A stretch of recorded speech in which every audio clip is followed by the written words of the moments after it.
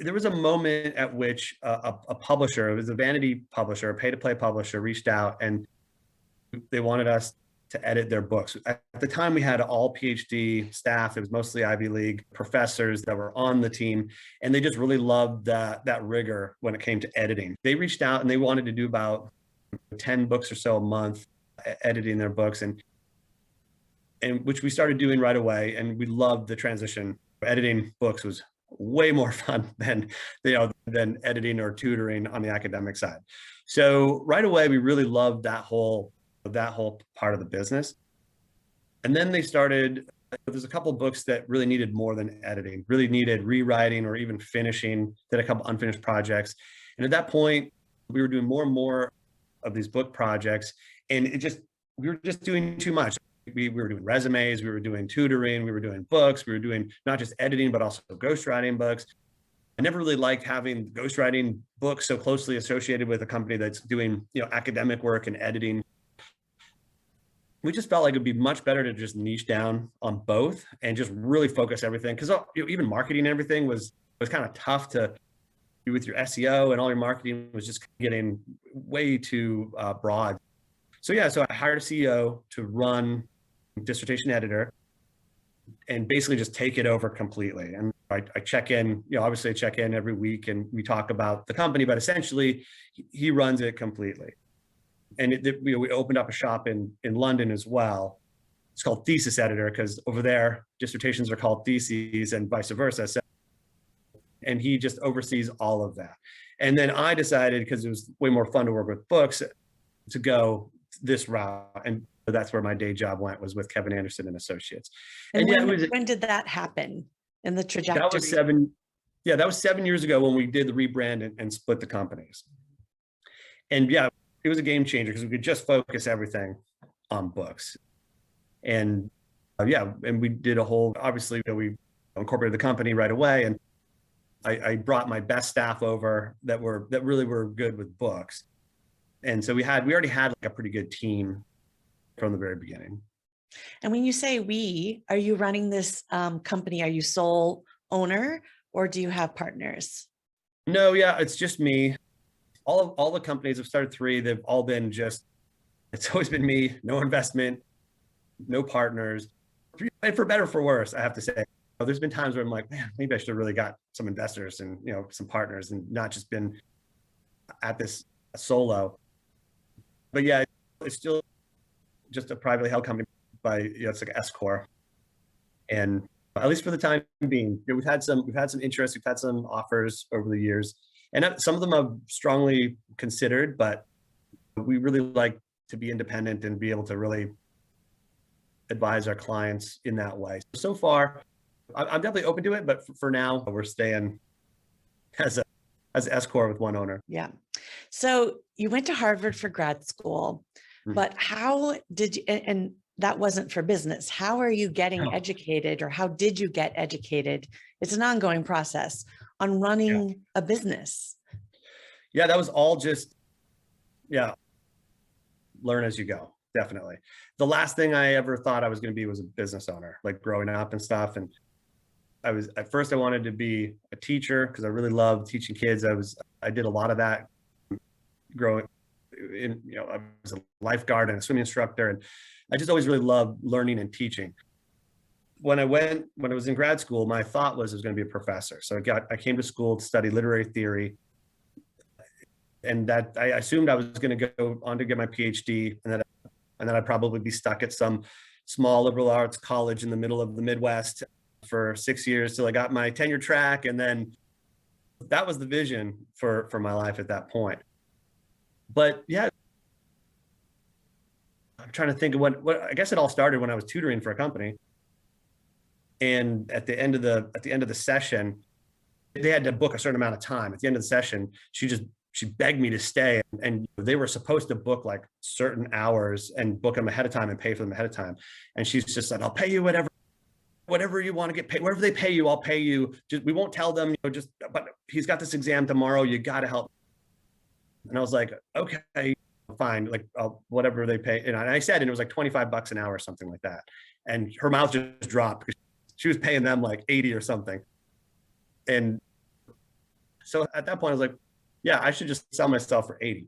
I went on Craigslist and started advertising for myself as a tutor, which was totally fine. I was a freelance tutor. I wasn't like bound by that company. I could do my own freelance as well. And yeah, and it just, it's just, I marketed the Harvard thing, and soon I became too busy to keep up with my own. So it just made sense that if you're too busy, then hire other people to make a margin, which I did. So I hired my friends to, start doing that. Then sooner or later, someone came online and said, "Hey, I don't want you to tutor me. I just want you to edit I got a paper. I'd like to have someone from the academic background just give me some pointers on this paper and tell me what I need to do and what's working and what's not." So we did that. Back to how you learned how to run a business. How did you learn how to interpret financial documents and know the terms like EBITDA and right, creating core values and a vision and really building out a team and creating and running a business and scaling and growing it? You learn pretty fast what you don't know. Like, it only takes so many payrolls to run where you're like, oh my God, I need to get somebody to help me out here. Same with taxes. So it doesn't take long before I started to just hire the people that I needed to just help me out. But I did run payroll for a while and did all that myself. And just, I didn't have a mentor or anything like that. It was more just researching online and trying to figure out what I was supposed to do. And yeah, at times it was really nerve-wracking because you're not a specialist at any of that stuff. So you don't want to make a mistake and then end up in trouble. So yeah, but eventually it was pretty early on where I started hiring those kinds of things. And then when it came to building the company and corporate culture and just figuring out what we really wanted to do and a vision, that it just really happened organically. And a lot of it was done in retrospect. If something would happen and we'd look back and we'd be like, well, we really should set this up differently so that doesn't happen again. And what are we missing here? Just figuring that out. Some of it had to be figured out retroactively. And then eventually, as we got bigger, we were able to hire people that had experience with those kinds of things. So that helped a lot. And how big is your team, full-time employees? Kevin Anderson Associates is about 20 full-time W-2s in-house. And that's our core talent. All of our executive editors and the people that are really overseeing the whole projects from an editorial standpoint are all W-2s. And then we have about, I think we're close to 200 1099s. And a lot of those 1099s essentially work full-time for us, but just the nature of it, it makes sense for them to be a 1099. I don't know if you guys I don't know if it was, I think it was United States, the AB5 law about contractors having to bring them on as employees. That scared the crap out of me before COVID. And it was really enacted to protect the Uber and the Lyft drivers, but then it blanketed everybody basically that was working as a 1099 employee. But eventually musicians and artists got carved out of it. So that was a relief. But yeah, we have hundreds of 1099s too. So moving on, if you're speaking to an entrepreneur that's considering writing a book, what are the top 3 things you would ask them or demand of them to pay attention to or to consider? So it's an entrepreneur in any venture? Let's just say, for the sake of who mostly is listening to the podcast, nonfiction, some sort of a business book in their expertise. All right. So they want to write a book. It's an entrepreneur. What are the 3 top things they should consider? First and foremost, you got to understand what your publishing goals are. Like, think about what you want from this book in the end. What's your game? 6 months, a year and a half, 5 years. Once you write a book and put it out there, it's going to be out there for a long time. And you really need to understand what you want from that book. If it's for your business, if it's to establish credibility or authority in your space, then you want to make sure that you're going down a path that's really going to achieve that goal. So you're going to want to you're not going to want to self-publish with some, rinky-dink press that's going to make, that's not going to show any authority for your product. You're also going to want to make sure that the topic of the book is really important. You want, if it's really about building authority for your business, you want to make sure that that book really speaks to that, off brand in any way, or maybe going into the weeds on a specific issue. So you really want to think about what is the reason why you're writing this book. And that's going to direct you in how you're going to write it, what the topic's going to be, what publishing model you're going to want to achieve. Second thing I would say is think about how you want to write it. Are you really going to be able to write it yourself? Is that a reasonable goal to have, that it takes a long time to write a book? I was just talking to John Lee Dumas on his podcast, and I think he said he spent 480 hours writing his book, which I think is probably common for a lot of people. So before jumping in, I think you should at least think about how are you going to leverage your time? Because you're a busy entrepreneur, right? Like I said before, I mean, you don't do your own taxes, probably. You don't do your own payroll. You don't do all these other things that specialists specialize in and can do much more efficiently than you. And it also allows you to leverage your time and still work on the things that you do best, like your business. I have to ask you this, Kevin. I was just thinking about what you're just saying now. And you and I will freely say, my CPA, my CFO, right, my accountant. Right. Nobody's out there going, my ghostwriter. So, some people are. This is my writer or my book coach. Yeah, there you go. Okay, right. Keep going. And so, it doesn't have to be a ghostwriter. Obviously, we do a lot of ghostwriting, and that definitely is the biggest time saver, that you're leveraging them of time and their skill when you're doing a ghostwriting arrangement. But it could be a book coach. It could be just somebody. It could be just an editor to just keep you on pace with certain goals that you have to make sure that you're actually making progress. And a professional editor or book coach can really help you a lot with just figuring out the process and giving you tips on how to move forward with the book and structure it, etc. But yeah, I think you really want to make sure, though, that you're going in with a reasonable expectation of what it's going to take in terms of time and how you want to leverage that time with hiring a specialist. And I guess this would be maybe the third thing, and kind of stemming from that, is I would definitely recommend hiring somebody who knows the whole industry, who knows the various paths and options, hiring someone as a consultant to just guide you through that. Now, that could be that's going to be me very soon, because I, for 2 years, have been a professional publishing researcher. Yes. I have kept copious notes, and I don't know everything, but I know enough to know that it is a wild west out there. And a lot of my fellow entrepreneurs just go a very simple route to what you would probably call self-publishing, but that publisher likes to call themselves a professional publisher. Right. And they don't look around at other options and opportunities. And for me, this process of writing my book, I needed to know not all of the avenues, but I wanted to know all the best ones. Right. That's exactly right. Because there are literally thousands of publishers and self-publishers and hybrid publishers, professional publishers, and there's tons of them that are great. And so it's really just a matter of figuring out which model is going to be best for you and your publishing goals and what you want from the book, and what's possible too. Not everyone can go to a traditional publisher. There's certain things that you have to have, including platform, possible resources, et cetera, for you to even be considered by a traditional publisher. And yeah, so there's a lot to consider just in terms of what's, your timeline.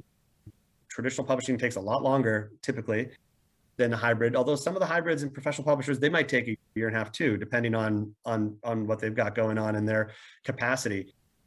So yeah, there's also other things to consider, like marketing and publicity, targeting bestseller lists. There's a lot to consider when it comes to the layout of the lay of the land, and there's lots of options, and you just don't want to be out there having to figure out who's the best at all these different things yourself, because you can't trust yourself, because you're not, like, you now maybe are getting close to being an expert on this after 2 years, but that's 2 years, right? if you hired somebody that already, for instance, like we've been doing this for over a decade, we've done thousands of books. We do about 500 a year, and we work with all the different kinds of publishers, all the different kinds of publishers, all kinds of publicists and marketers, et cetera. So if you hire that person, they can just direct you and say, oh, here's your budget, here's your publishing. This is the top 3 paths I have for you, and the exact people that you might want to align with to make that all happen. Would have been really nice for me to have found that person 2 years ago. Although if I had, then I wouldn't have had this experience and I wouldn't have the knowledge that I have now, which honestly, I love figuring it out. I feel like I'm cracking the code. There's no code to be cracked, but I'm still going to try. Yeah. And yeah, exactly. And it's great that you were able to do that, because then you probably have a pretty high degree of confidence eventually of what you're doing. But this was a major reason why our business, because at first we weren't doing any of that. We weren't doing like the whole navigation. We weren't helping people figure out the whole path. We were just writing and editing books. That was it. That was the service. And then once it was done, but just continually, we just found our clients were just constantly confused by the industry and what was what, and they didn't know where to go next. And then we would get a lot of them coming back with just horror stories. They would go to these, I won't name any specifics. Yes, there's some common names out there, and they would go to these publishers and they would just have a terrible experience. And then they would come back to us and we'd hear all these horror stories. And so eventually we learned as we went too, because, we weren't from the publishing industry originally. We were doing all academic tutoring and everything. So we actually had to learn, much like you did, we had to learn as well. We had to learn this whole industry and figure out who was who and who we wanted to refer our clients to. And just over time, when you're doing 500 books a year, you're working with a lot of different authors with a lot of different budgets. And we worked with, we had a couple dozen, or not a couple dozen, had about a dozen billionaires that we were working with that had just massive budgets that we could just figure out exactly who the top people were. And so to this day, that's a big part of our process, is just figuring out what a client's goals are, their budget, and then through this big mess of an industry, like what is going to be like the best path that's going to work for them. And of course, there's not always just one answer, but there's a lot, there's better answers. And so we try to direct people we try to give a couple options for all of our clients and then let them decide among them, but at least they know that they've got great options. Mm-hmm. So Kevin, when you started this year and you were looking at, it may have been late last year when you did this, or it could have been early this year, when you were looking at what you could do to scale and grow your business this year, was there one main strategy that you focused on really developing this year? Yeah, I think it probably did start more last year, but we never did any kind of outreach as a company. It was always just, we're more just focused on what we were doing. We would do advertising, like Google AdWords advertising a little bit, but we never ever reached out and tried to do networking or anything like that. Everything just came to us, and whenever we had to, we'd reach out, but it would always be for something specific, like we needed to hire a marketer for this author. So then about a year ago, we had built some really great relationships with literary agents and publishers. But about a year ago, we decided it was time to really reach out to more networking partners. So that was a big change. We had a part of this, I would say it was part of the strategy, but part of what made this strategy very effective is that we hired editors from the traditional publishing space. So like Brene Brown's editor at HarperCollins and at Random House before then, we hired her. We hired Robert Kiyosaki's editor from HMH. And so we brought on these really key notable editors, Jensen Sero's editor, and hired them full-time onto our team. And their former job was like an editorial director at Hachette. And then we're pulling them over to our team And what made them want to come over? I'm curious about that. Yeah. Okay. I don't know if you want me to answer the question though of the expansion. Maybe I'll just close that loop and then I'll go right back. And then I'll talk about why they came over. So when they came over though, when their agents are pitching to the industry, they're pitching to all of these editors that we are now bringing down onto our team. And And since they were such notable editors, like Jack Welch's editor, and so they knew all of these agents. So it really was a nice, warm, it was a warm introduction to a lot of these agents for our firm. So that was a major area of growth the last year, where our agent connections went from maybe 15 or 20 agents that we were working with pretty regularly to now we've been in touch. We probably have corresponded with 300-400 agents in the last 6 months to a year. So that was a big change. Now, why would this editor, this executive level editor, editorial director at an imprint, at a Big Five publisher, why would they come and join our team? It's not for everybody, but a thing that really attracts them, most of them, if you were to talk to them, and I have, and I get the same answer, is that they really can work on books and authors with us. At a publisher, you're dealing with all kinds of board meetings and you're in all kinds of creative meetings that don't necessarily have to do with the text that you're editing or the author. You're in a big company, so change and stuff happens very slowly. But the biggest thing really for them was just that they weren't able to just, like, a lot of them were doing their editing like in off hours, like that's right on the side. Right. Like it was like the time they're actually editing and working with the manuscript was like in the evenings and weekends, because the days were all filled up with other meetings that. That's amazing. I mean, that's such a great, they get their glory and they get a lot of experience, and then they get these big names under their belts, and then they can come to what sounds like a beautiful oasis when they come to work with you, because then they can do what they really love and not the managerial or bureaucracy or heavy corporate culture.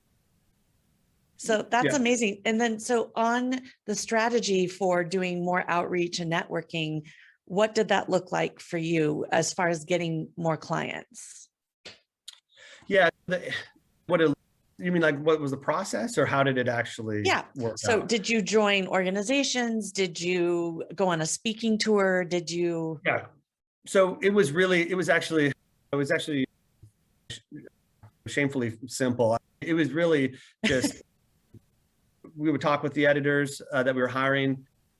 Who are the agents that you're really, close with and have done a lot of work with?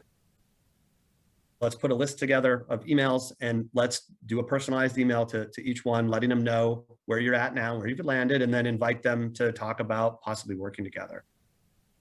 And we're still in the process of doing that. We've done it in a couple rounds because, as you can imagine, your calendar fills up really fast when you're doing these. But since they had such great relationships with them, it was really a pretty easy process. Time consuming, but relatively straightforward. And are you ready for the growth that it will be stimulated by those conversations? Yeah, absolutely. We've grown a lot. Like we've grown, like this 2021, we're double our revenues from 2020, and 2020 was double the revenues from the year before. And even the year before, we were in a 30% growth rate year by year. So it has been a big, we've been growing quickly, and it hasn't always, it's not always easy. There's lots of little things that you don't even realize are going to be problems that come up when you're growing fast. Especially when the hardest part is just the closeness that you lose from each of your team members, right? Like the bigger you get, the less you actually engage with your entire team. That's my next question is, right now, today, what is the biggest challenge you're facing in running a business? Yeah, I think that's it. And I know it's more of it's a personal and professional thing, because like it really does pain me when I just don't know some of my staff as well as I would love to. I'd love to know what they're doing every day and help just be a part of that process. But now, like, you'll get, and also be part of the process for identifying issues and resolving them, like that. So for instance, sometimes now I'll finally get a meeting with one of my staff. I try to do hour-long meetings every couple of months with the staff where they can just talk about anything. We'll just get a one-on-one sit down. And now we'll get these things where they'll say, oh yeah, this thing has been popping up. They'll tell me this, they'll describe this process, and I'll be like, what do you mean that's been happening? And it's been happening for months. And I'm like, how could that be? oh, I can't believe that. And then we figured out and resolved it. Whereas when it was like a 5-person team, we always knew what everybody was doing. And so you always knew, like, you could identify these things and correct them. There's been a couple of situations where it would have saved everyone, especially the staff member, a lot of like pain and confusion if I would have known about it. But that's how it works. As you scale, it's just harder to identify all these little things, and you can't micromanage everything because you don't have enough time. And I've learned that people don't like that either. So, I agree with you on that. I was doing regular meetings with my team, and especially when COVID came, I was like, you know what, guys, I don't think you like meeting regularly like this. And to tell you the truth, I don't either. So let's do it this way. Why don't you tell me at any given time if you want to do a one-on-one? I'll do the same, and let's just go on with our lives. And it has been beautiful. But I will say, Kevin, in case you don't know of these two tools that I think would be incredibly helpful to you and to anyone listening that has a challenge of running their company, it's scaling and growing, and they don't really have a recurring pulse on what's happening, right? You don't want to wait weeks to months before something comes to you. Is you can either do EOS traction or Vern Harnish's Scaling Up. They're very similar. They're sort of operating systems for a business. And once you learn about them and you implement them into your company, it's so freeing because everything becomes more succinct. The communication there's a system and process for it. And if everyone's participating like they should be, and you wouldn't be the implementer, you're the visionary, someone else from your team would be the implementer of the system. And then you can't lose if everyone is participating.